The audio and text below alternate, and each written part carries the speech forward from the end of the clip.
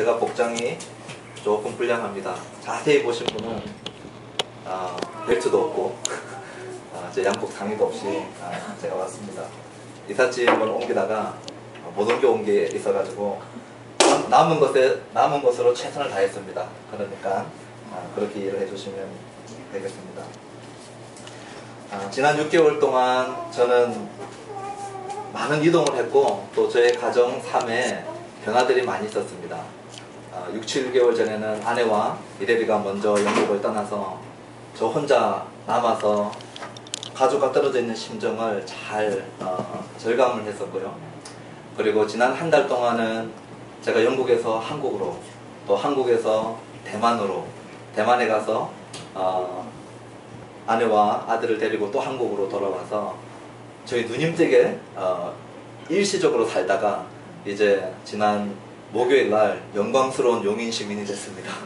먼저 용인 시민이 되신 분은 저를 환영해 주신 줄로 알고 감사하고, 이렇게 저렇게 옮겨 다니다 보니까 참 이렇게 안정적으로 머리 둘 곳이 있는 그런 삶이 그리운 시절도 있었습니다. 제가 영국에서는 이래비가 보고 싶을 때 이렇게 스카이프를 하지 않습니까? 그래서 제 기억으로는 주일 빼놓고는 매일 스카이프를 했던 것 같아요. 그래서 하루에 짧으면 한 10분, 20분, 길면 한 1시간 가까이도 이래비가 어떻게 움직이나 사나 이렇게 보려고 하는데, 이래비는 저한테 관심이 없더라고요. 저를 잠깐 보고 딴 데 가버립니다. 그래도 그 잠깐 본 이래비의 모습이 위로가 돼요. 이래비는 영국에 있는지 대만에 있는지 한국에 있는지 상관하지 않고 가끔 이렇게 보면 잘 때도 있습니다. 예. 자는 모습을 이렇게 보고 있으면 엄마 품에서 이렇게 잠들어 있는 모습을 자주는 못 보는데 이렇게 가끔 볼 때마다 저렇게 엄마 품속에서 아무 걱정 없이 편히 누워 잠든 모습을 보면서 우리도 때로는 이 완전한 보호와 안정감을 누리는 그런 부분들을 그리워하고 있지 않나 하는 모습들을 제가 생각해 본 적이 있었습니다. 오늘 이 시간에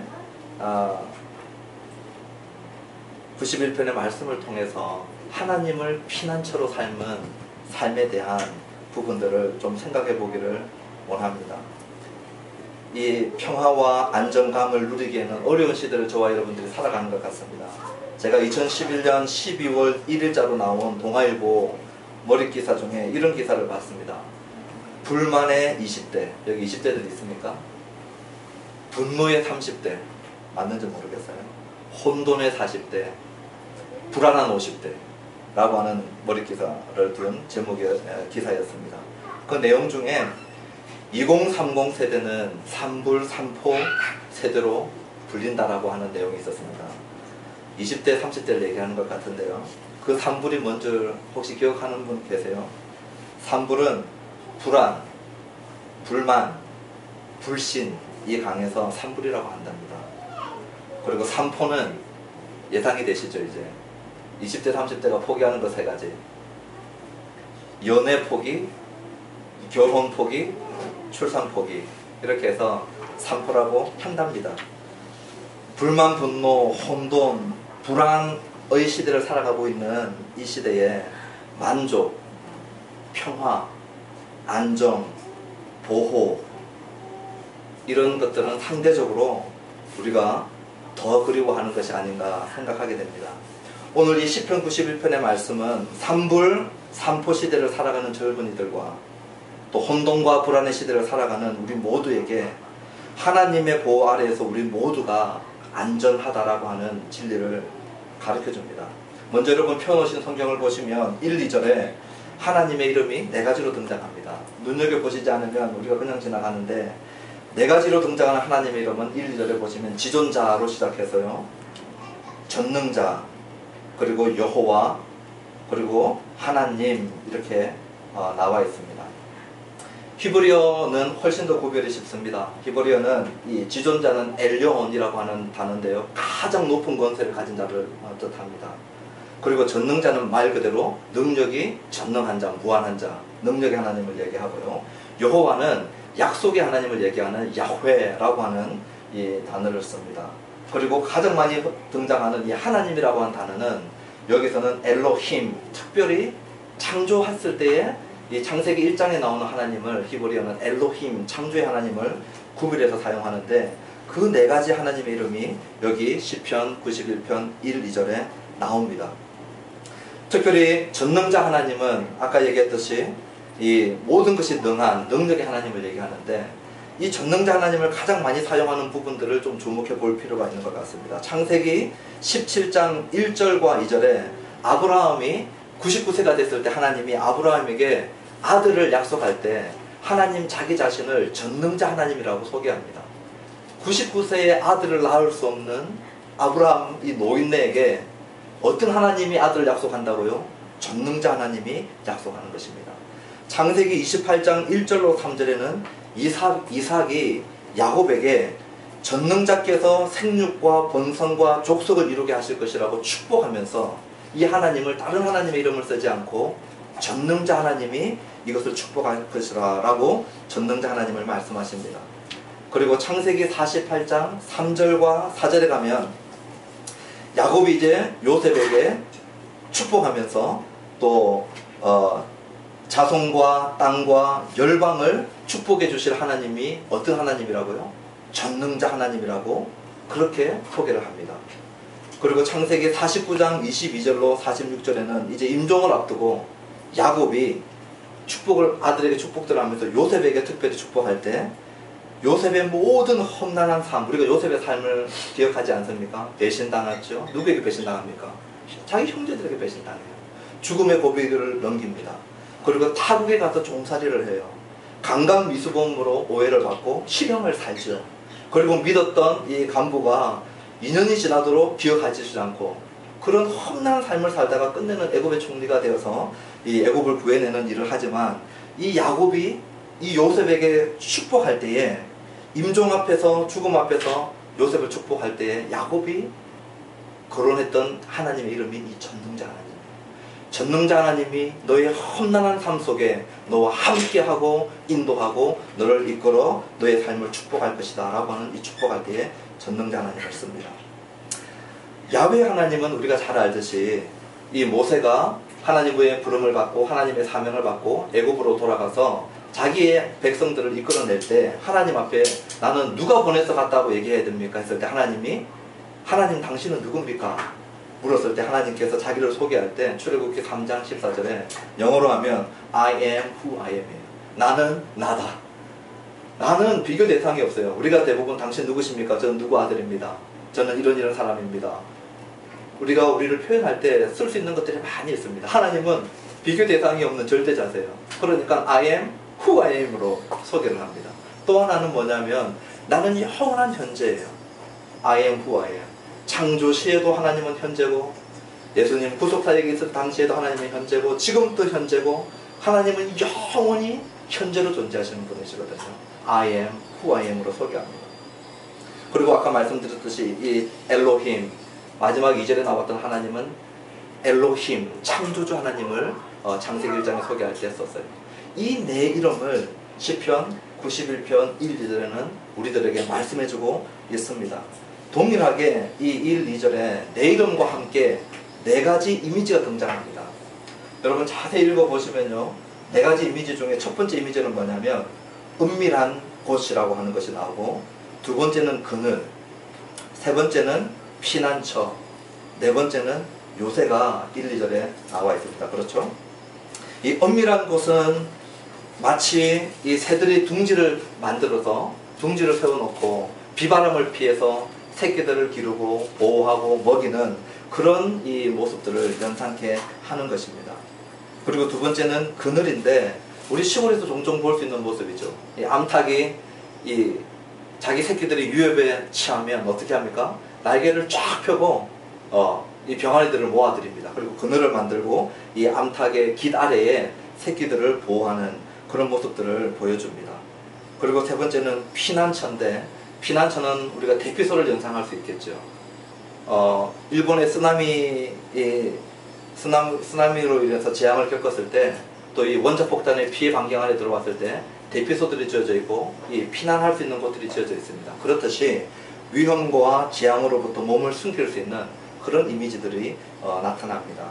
그리고 마지막에 나오는 이 요새는 아마 전쟁과 관련이 있어 보입니다. 그렇죠? 우리가 전쟁할 때 방어벽을 쌓고 이 요새를 삼아서 적군의 공격을 피하고 효과적으로 공격을 하기도 하는 그런 모습으로 하나님께서 이 보호하는 모습들을 보여주고 있습니다.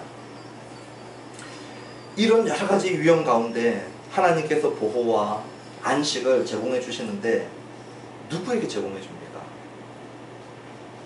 누구에게 제공해 준다고 오늘 이 1, 2절에 말씀하고 있습니까?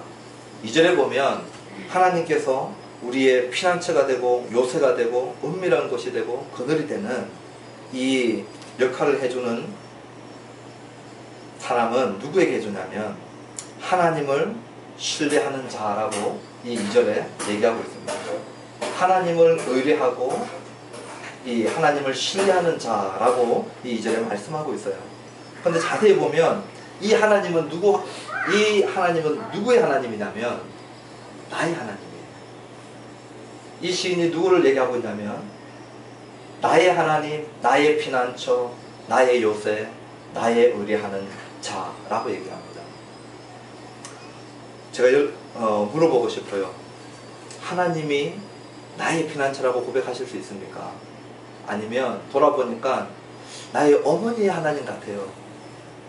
나의 할머니의 피난처 하나님은 맞는데 나의 하나님인지는 잘 모르겠어요. 목사님의 하나님인 것 같은데 내 하나님일까요? 나의 아버지의 피난처는 되셨던 것 같은데 나의 피난처인 것 같지는 않습니다. 오늘 이 시인은 이 하나님을 나의 하나님으로 고백하고 있어요. 내가 신뢰하는 하나님이라고 얘기합니다. 나와 상관이 있는 분이에요. 나와 관계를 맺고 있는 분이에요.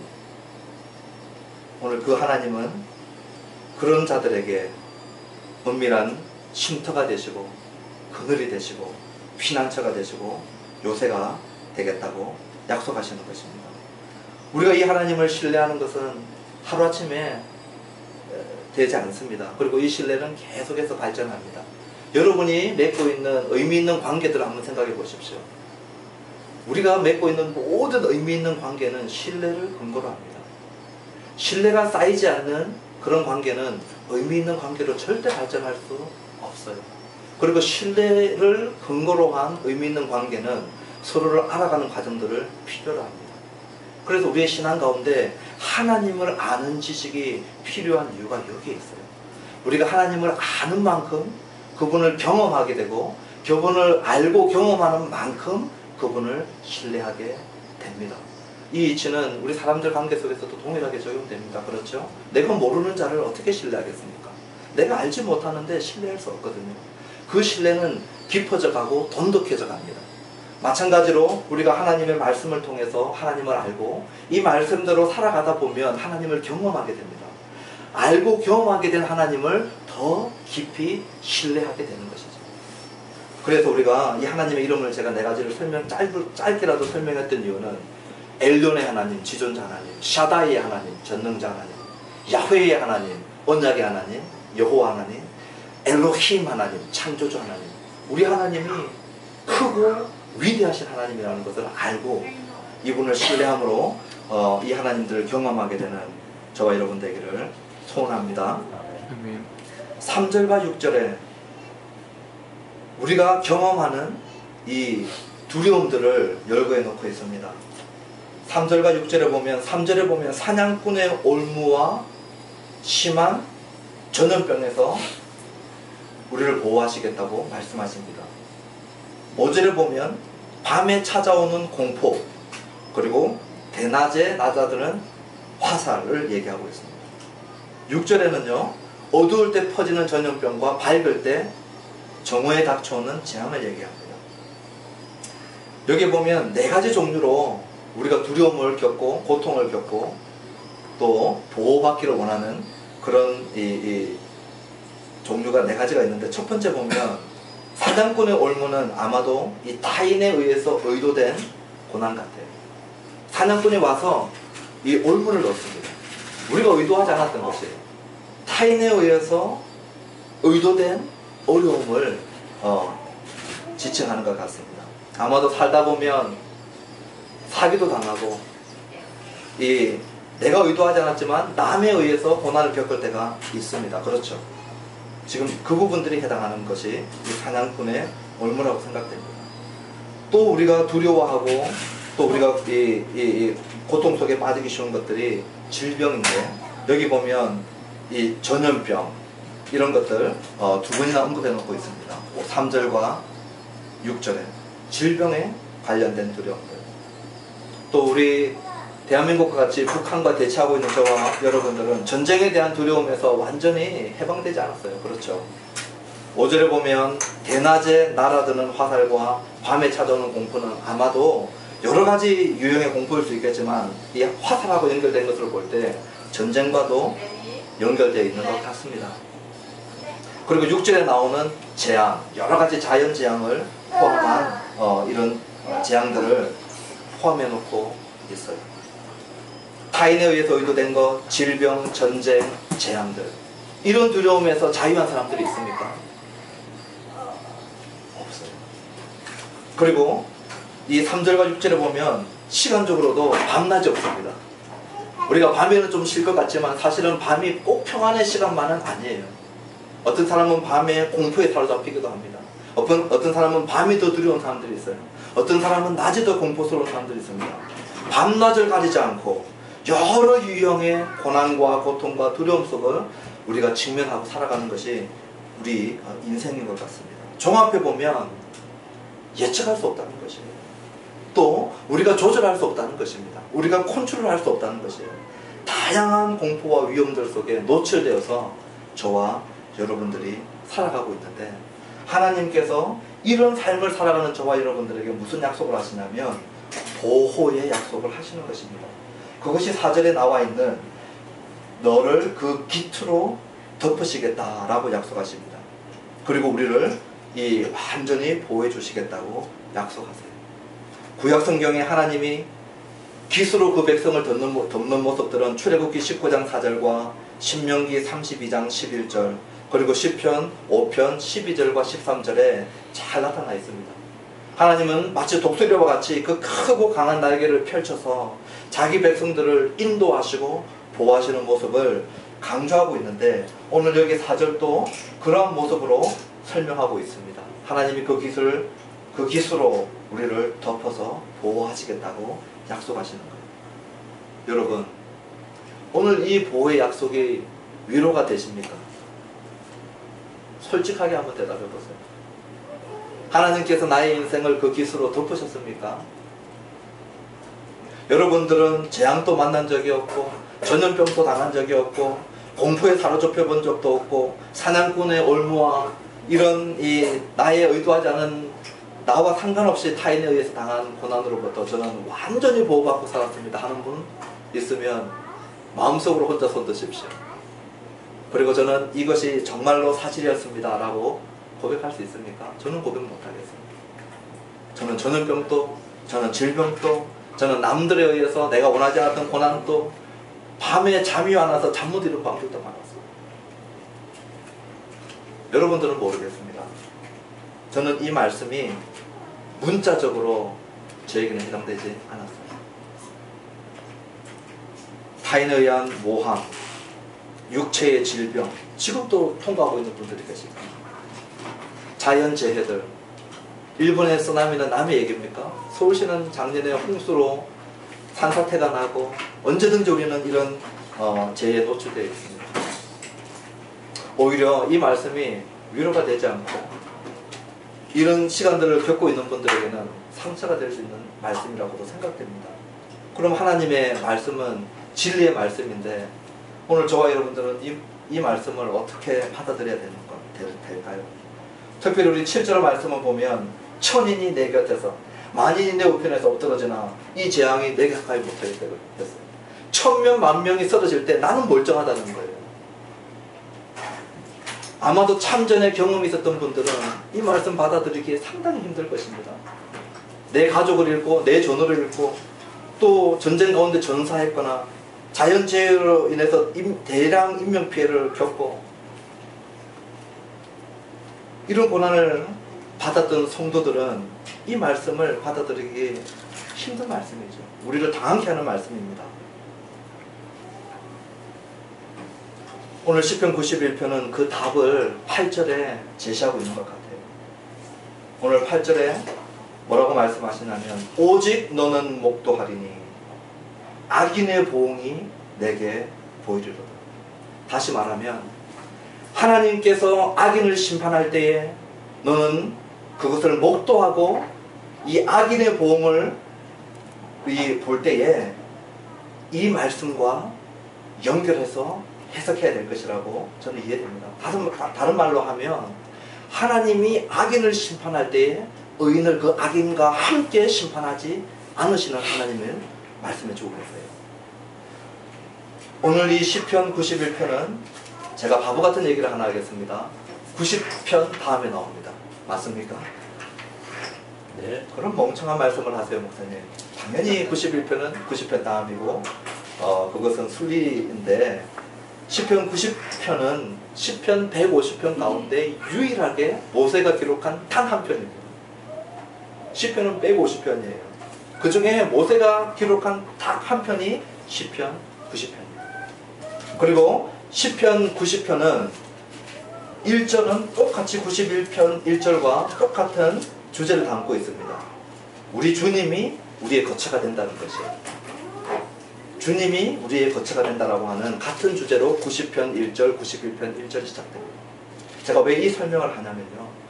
이 시편 90편은 모세의 시인데 모세는 출애굽의 이 핵심 지도자였어요. 하나님이 출애굽 사건에 사용한 인물이 모세였어요.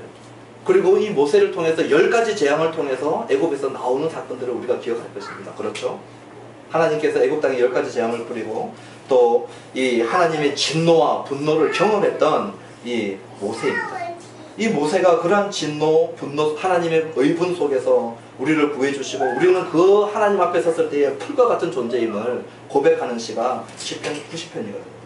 그럼 시편 91편에 나오는 이 내용들은 시편 90편에 하나님이 애굽에 쏟아부었던 10가지 재앙들과 연결해서 생각해 볼 필요가 있습니다. 그리고 하나님이 악인에 대한 심판 속에 어떻게 이스라엘 백성들과 하나님의 백성들을 보호하셨는지를 그 관점에서 해석할 때 우리는 91편이 이해되는 것입니다. 제가 조금 더 설명을 하면요. 시편 91편의 3절과 10절에 등장하는 이 재앙들은 출애굽 사건 때 있었던 10가지 재앙을 연상시킵니다.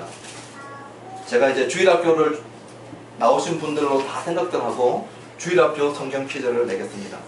10가지 재앙은 무엇인가요? 우리 상원 형제 오늘 처음 우리 교회에 왔는데 환영하는 의미에서 주일학교 실력을 한번 테스트 해보겠습니다. 우리 사랑하는 교회는 다 압니다. 아무나 물어봐도 알기 때문에 제가 안 물어보겠습니다. 아마 많이 찔리실 거예요. 여러분이 저에게 물어보면 저도 모릅니다. 10가지 재앙. 이게 어떻게 다 순서대로 배울 수 있겠습니까? 상원 형제 너무 이 두려움 속에 잡히지 말고 대답 안 해도 되니까 괜찮습니다. 제가 그냥 한번 물어본 거고요. 우리 10가지 재앙은 첫 번째 재앙은 출애굽기 7장부터 11장에 나오는데요. 첫 번째 재앙은 피의 재앙입니다. 기억나시죠? 두 번째 재앙은 개구리 재앙입니다. 세 번째 재앙은 이 재앙이에요. 네 번째 재앙은 파리 재앙입니다. 다섯 번째 재앙은 전염병입니다. 여섯 번째는 독종, 일곱 번째는 우박, 여덟 번째는 메뚜기, 아홉 번째는 어두움, 열 번째는 장자의 죽음입니다. 자, 3절과 6절에 나오는 전염병은 다섯 번째, 여섯 번째 재앙인 전염병과 독종에 연관되어집니다. 관련이 있죠. 5절에 나오는 밤에 찾아오는 공포는 아홉 번째와 열 번째 재앙인 어두움과 장자의 죽음과 관련이 있습니다. 6절에 나오는 밝을 때 정오에 닥쳐오는 재앙은 피, 개구리, 이, 파리, 메뚜기 재앙들과 연결되어져 있습니다. 이 모든 재앙 가운데 특별히 장자의 죽음을 한번 생각해 보십시오. 하나님께서 양의 피를 바른 문설주에 바른 그 집에는 천사들이 넘어가지 않았어요. 천사들이 그 안으로 들어가지 않았습니다. 그렇죠? 누구든지 이스라엘 백성이든지 이스라엘 백성을 얘기를 들었던 애국 사람이든지 하나님의 약속을 믿고 양의 피를 발라서 문설주에 바라고 인방에 바른 사람들은 하나님의 죽음의 천사들이 그 집안에 들어가서 하나님의 약속대로 죽음을 실행하지 않고 피 바른 집은 넘어갔습니다. 온 애국 땅에 피 바르지 않았던 그 집의 장자들은 죽음을 맛봤어요. 그렇죠. 천천히 만만히 쓰러져서 이 죽음을 경험하게 되는 것입니다. 내 좌우편에 천천만만에 피 바르지 않은 장자의 죽음들을 경험했어요. 그러나 하나님의 약속을 믿고 양의 피를 발랐던 그 집은 이 죽음을 맛보았습니까? 맛보지 않았습니까? 맛보지 않았어요. 예외가 없는 하나님의 보호하심이 확증된 사건입니다. 악인을 심판하실 때 하나님의 약속을 붙들고 하나님을 신뢰한 자에 대한 보호, 이것이 시편 90편, 91편에 연관되어져서 오늘 우리가 이 말씀을 이해할 수 있다는 것입니다. 그러므로 우리는 이 9절과 10절의 말씀을 이렇게 읽습니다. 내가 말하기를 여호와는 나의 피난처시라 하고 지존자를 너의 거처로 삼았으므로 여호와여 화가 내게 미치지 못하며 재앙이 내 장막에 가까이 오지 못하리니. 우리가 이 말씀을 하나님의 보호를 이 출애굽 사건의 관점에서 또 하나님이 악인을 심판하는 관점에서 의인을 보호하시는 그런 의미로 이해하셔야 할 것입니다. 또 하나의 답은, 또 하나의 이 말씀을 이해하는 관점은 예수님을 통해서 우리가 발견하게 됩니다. 여러분 11절과 12절 말씀이 왠지 가깝게 친근하게 느껴지지 않습니까? 그가 너를 위하여 그의 천사들을 명령하사 내 모든 길에서 너를 지키게 하심이라. 그들이 그들의 손으로 너를 붙들어 발이 돌에 부딪히지 아니하게 하리로다. 이제 우리 사랑하는 교회 성도님의 실력을 한번 테스트해 보겠습니다. 대표로 우리 상훈 형제. 제가 중고등부 때 가르쳤기 때문에 모르면 제 책임이 큽니다. 그래서 제가 묻겠습니다. 이 말씀을 들으니까 예수님하고 관련돼서 생각나는 부분이 있나요? 네, 있습니다. 아, 다행입니다. 네, 제 체면을 세워줄 것 같은데 어느 부분이 생각이 납니까? 광야에서 금식하시고. 예, 보통 이 정도 수준입니다. 제가 가르쳤습니다. 네. 시험 받으실 때. 맞습니다. 예수님께서 광야에서 사단에게 시험 받죠. 시험 받을 때 사탄이 마태복음 4장 5절 6절에 광야에서 예수님에게 이렇게 시험합니다. 이에 마귀가 예수를 거룩한 성으로 데려다가 성의 꼭대기에 세우고 이르되 만일 네가 하나님의 아들이거든 뭐라고 하냐면요, 뛰어내리라. 기록되었을 때, 이 기록되었을 때가 구약의 인용인데요, 시편 91편의 인용입니다. 그가 너를 위하여 그의 사자들을 명하시리니 그들이 손으로 너를 받들어 발이 돌에 부딪히지 않게 하겠다고 했어요. 이 사단이 하나님의 말씀을 지금 인용합니다. 말씀을 달달 외웠어요. 그래가지고 시편 91편 1, 2절, 11절, 12절 말씀으로 지금 예수님한테 와가지고 이 말씀 있지 않냐? 이 말씀대로 뛰어내려라. 뛰어내리면 네 발이 땅에 닿지 않게끔 보호하시겠다라고 약속했다라고 이 말씀을 인용하면서 지금 사단이 예수님을 시험합니다. 그러나 이 말씀을 사단이 인위적으로 시험에, 예수님을 시험할 때 예수님이 이 시험에 넘어가지 않으시죠. 하나님의 말씀을 무조건적인 해답으로 사단이 제시하면서 시험하려고 할 때 예수님은 거절하신 거예요. 그리고 이 시험에 넘어가지 않아요. 오늘도 사단이 이 한 구절 떼가지고 와가지고 우리를 이 시험에 들게 할 때가 많이 있습니다. 문맥과 상관없이 하나님의 말씀입니다 하고 갖고 왔는데 보니까 하나님의 문맥, 이 성경의 문맥하고는 전혀 상관없이 내가 필요한 거, 내가 이용하기 좋은 것들 하나들 들고 와가지고 하나님의 말씀입니다 라고 이용하고 악용하고 오용하고 남용하는 사례가 많습니다. 예수님은 거절했어요. 이것에 사단의 시험에 넘어가지 않았습니다. 오늘 예수 믿으면 질병으로부터 해방됩니다 라고 하는 메시지들이 특히 텔레비전 오늘 보고 계셨는데 아마 잘 분별하시리라고 생각됩니다. 재앙으로부터 보호받습니다. 마치 부적 달듯이. 여러분 부적 아시죠? 굿하는 곳에 가면 돈 내면 부적받고 재앙으로부터 보호받고 온 집에 붙여놓고 있습니다. 예수 믿으면 그렇게 됩니다 라고 소개하고 헌금을 강조하기도 하고요. 갑작스러운 사고로부터 보호받고요. 예수 믿으면 물질에 풍요받습니다. 예수 믿으면 육신에 건강해집니다. 예수 믿으면 자녀들이 성공합니다. 똑똑해집니다. 예수 믿으면 인생이 잘 풀립니다. 예수 믿으면 성공합니다. 제가 좀 직선적으로 얘기했지만 여기를 조금 잘 포장해서 이런 메시지들이 나오고 있습니다. 하나님은, 예수님은 사단이 이 구약 성경을 인용하면서까지 완전한 보호를 약속했을 때 이 거절하고 넘어가지 않았어요. 오늘 예수 믿으면 무병장수의 복을 가져다 오는 것처럼 얘기하는 사람들은 저는 단호하게 얘기합니다. 성경적, 기독교적 복음이 아닙니다. 다시 제가 강조합니다. 예수 믿으면 무병장수하고 모든 재앙으로부터 보호받습니다. 성공합니다. 라고 하는 유의 메시지는 성경의 메시지가 아닙니다. 제가 일일이 열거하지 않아도 됩니다. 제가 성경의 사례들을 일일이 열거하지 않아도 너무나도 많은 예가 있기 때문에 제가 일일이 열거하지 않겠습니다. 짧게만 짚고 지나가면 예수님과 그 제자들의 삶은 어땠습니까? 바울과 스데반의 삶은 어땠습니까? 히브리서 11장에 나오는 많은 순교자들은 어떻습니까? 예수님으로 인해서 심한 고문과 조롱과 채찍과 결박과 돌로 치는 것과 심지어는 톱으로 켜서 죽임을 당했어요. 예수님으로 인한 궁핍과 환난도 마다하지 않았습니다. 애굽의 모든 영화보다도 하나님의 백성과 함께 고난받기를 애굽은 모세는 더 선택했습니다. 무병장수의 성공신화를 이루는 복음은 성경적 복음이 아닙니다. 아마도 믿는 자들에게도 사랑하는 자녀의 죽음을 경험할 수 있을 것입니다. 예수님을 신실하게 따르는 자들에게도 배우자의 배신을 경험할 수 있을 것입니다. 나는 예수 없으면 살 수 없다라고 고백한 자들에게도 치명적인 질병이 찾아올 수 있을 것입니다. 인간관계를 통한 고통도 찾아올 수 있을 것이고요. 재정적인 어려움 속에 빠질 수도 있습니다. 자연재해를 지나갈 수도 있을 것이고 통과할 수도 있을 것이고 불투명한 미래로 인해서 떨고 두려워하는 밤을 보낼 수도 있다는 사실을 기억해야 됩니다. 그러나 하나님이 악인을 심판하실 때에 의인을 심판하지 않는다라고 하는 이 확신 속에는 거해야 합니다. 13절의 말씀처럼 사자나 독사들은 이 신약 성경에서 악한 자, 사단의 세력들을 가르칩니다.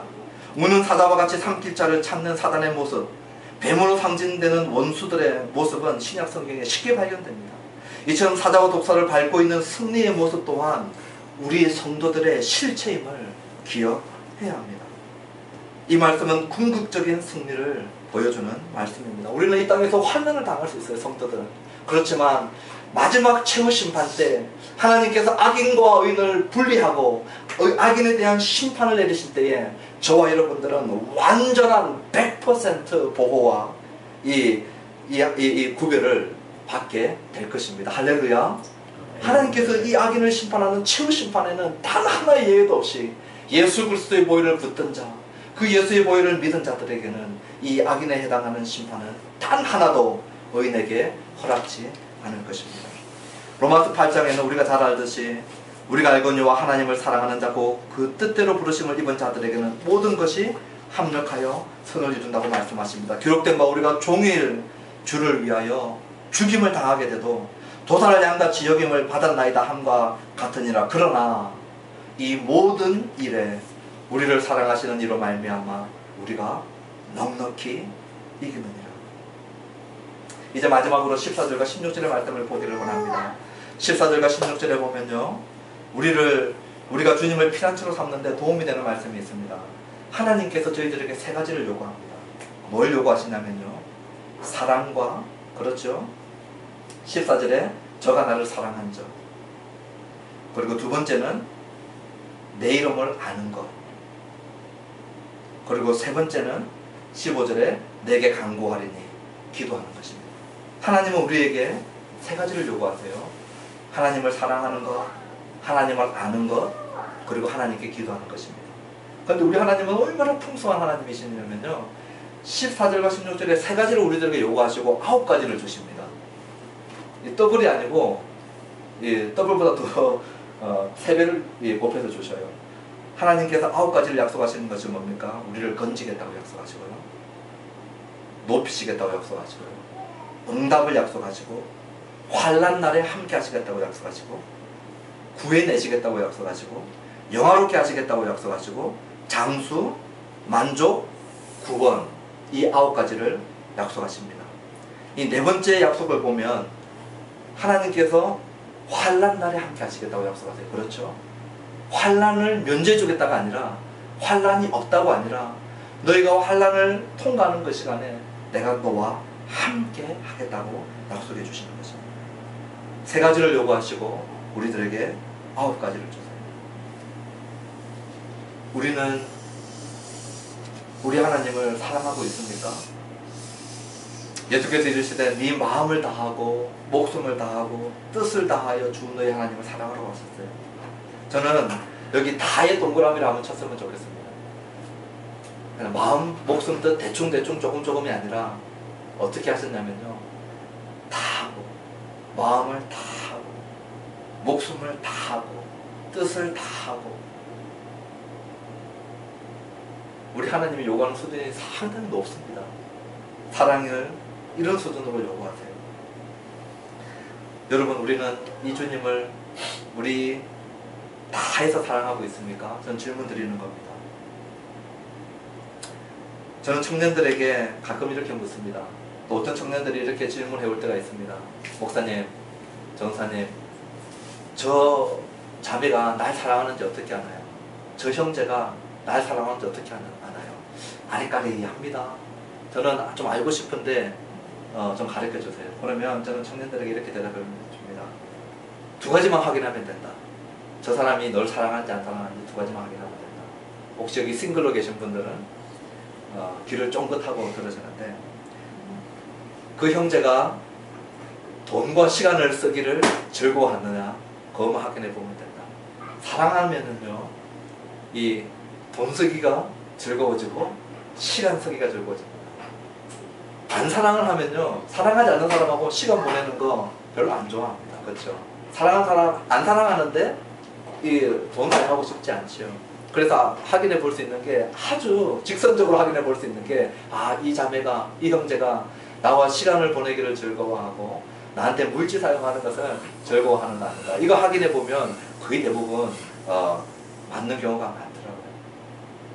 제가 여러분 물질 부담 드리려고 하는 얘기가 아니라, 이 원리가 우리 하나님 앞에서도 저는 적용이 된다고 생각됩니다. 하나님과 시간 보내고 하나님의 교회와 함께하는 시간들을 즐거워하고 하나님 앞에 드리기를 아까워하지 않는 거, 그거는 사랑의 관계에서 나오는 거거든요. 사랑 안 되는데 저는 이거 하지 않게 되기를 원합니다. 그 부담을 못 하셔도 돼요. 주님을 사랑할 때에 우리는 이런 것들이 자연스럽게 따라온다고 생각됩니다. 2번째 질문입니다. 우리는 이 하나님을 정말 알고 있습니까? 엘론의 하나님, 엘샤다이 하나님, 여호와 하나님, 엘로힘 하나님. 우리가 아는 하나님은 너무 작은 하나님은 아닙니까? 내가 알고 있는 하나님은 텔레비전에 나오는, 영화에서 보는 그런 짧고 단편적인 하나님은 아닌가요? 혹시 내가 거론하고 있는 이름들은 이 헐리우드 영화에 보면은 일이 잘 안 될 때 내뱉는 오 마이, 제가 생략하겠습니다. 뭐 하다가 마음대로 되지 않으면 지저스 하고 따라 나오는 그런 류의 단편적이고 얄팍한 아주 비성경적인 하나님이 아닌가요? 아니면 내가 알고 있는 하나님은 약속을 지키는 언약의 하나님, 창조주 하나님, 전능한 하나님, 최고의 권세를 가지신 하나님, 그 하나님인가요? 3번째 질문입니다. 저와 여러분들은 기도하고 있습니까? 하나님은 간구하는 자라고 여기 말씀하고 계세요. 우리는 우리의 문제를 들고 하나님 앞으로 나가는 자들입니까? 아니면 내가 문제가 없을 때는 하나님 앞에 나가지 않는 자들입니까? 우리는 내 기도로 내 기도가 너무 많아서 다른 사람들을 위해서 기도할 자리가 없는 기도 생활을 하고 있지 않나요? 나는 중부의 자리에 나아가고 있습니까? 우리는 이 지역과 이 민족과 중국과 열방을 품고 기도하고 있는 자들입니까? 아니면 너무 바빠서 기도하지 못하고 있나요? 혹시 빌 하이벨스라고 하는 미국 목사님 알고 있는지 모르겠는데, 그분이 이런 얘기를 했습니다. 너무 바빠서 기도하지 못하는 것은 너무 바쁜 것이다. 다시 얘기하겠습니다. 너무 바빠서 기도하지 못하는 건 너무 바쁜 거라고 했어요. 말씀을 맺겠습니다. 예수 그리스도를 구주로 영접한 모든 분들에게는 이중 주소가 있습니다. 우리 바울의 서신서에 나오듯이 바울이 에베소에 있는 성도들과 그리스도 안에 있는 신실한 자들, 바울이 골로새에 있는 성도들과 그리스도 안에 신실한 자들. 바울은 성도들의 이중주소를 얘기하고 있습니다. 하나는 뭐라고요? 대한민국 수지 살고 있는 저와 여러분, 잠실에 살고 있는 저와 여러분, 천안에 살고 있는 저와 여러분. 이게 우리 현실이에요. 우리 그리스도인들은 이 현실을 무시하면 안 됩니다. 우리 현실이에요. 동일하게 우리에게 있어서 또 하나의 현실은 뭐냐면 그리스도 안입니다. 바울은 이걸 놓지 않았어요. 바울은 이 두 가지의 균형을 잘 갖고 있었던 사람입니다. 우리 성도들의 실체가 어디 있다고요? 우리는 여기에 대한민국에 살고 있는 이것이 우리 현실이 우리 주소예요. 동일하게 이것이 우리 현 주소였듯이 그리스도 안에 있는 저와 여러분들이 그리스도 안에 있는 그 실체도 우리의 실존이라고 하는 사실을 기억해야 될 것입니다. 이 순례의 길을 살아가는 동안 누가 하나님의 보호를 누릴까요? 하나님을 나의 하나님으로 신뢰하고 그분을 나의 피난처로 삼고 그분 안에 거하는 자입니다.